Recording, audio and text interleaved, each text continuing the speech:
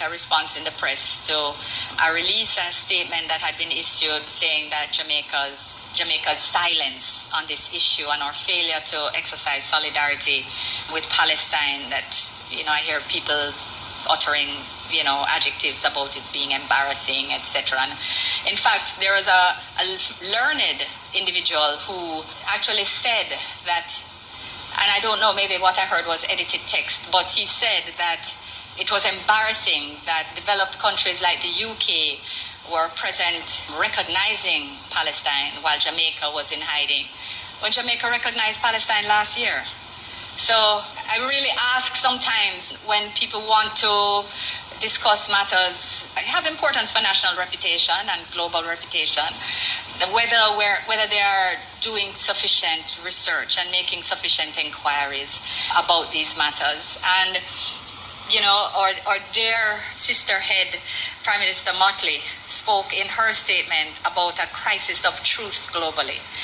And a lot of people have really hearkened to this concept, this crisis of truth.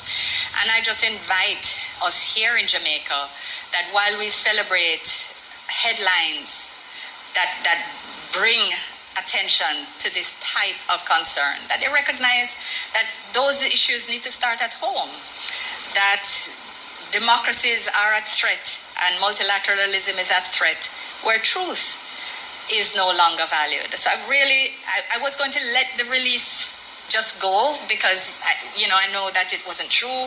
Prime Minister spoke on the matter, and I have repeated in the press what he had said. We recognized Palestine last year.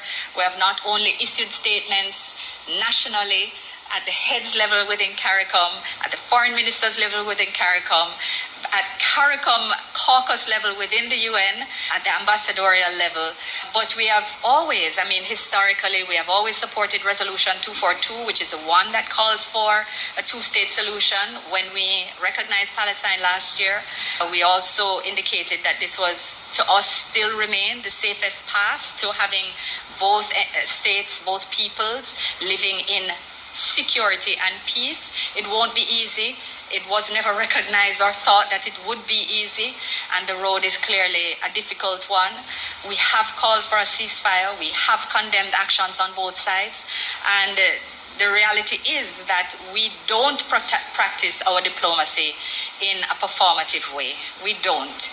We believe we should be at the table, we should engage, we must always be the voice of reason, we must always be a respected voice, and we continue to make every effort so to do.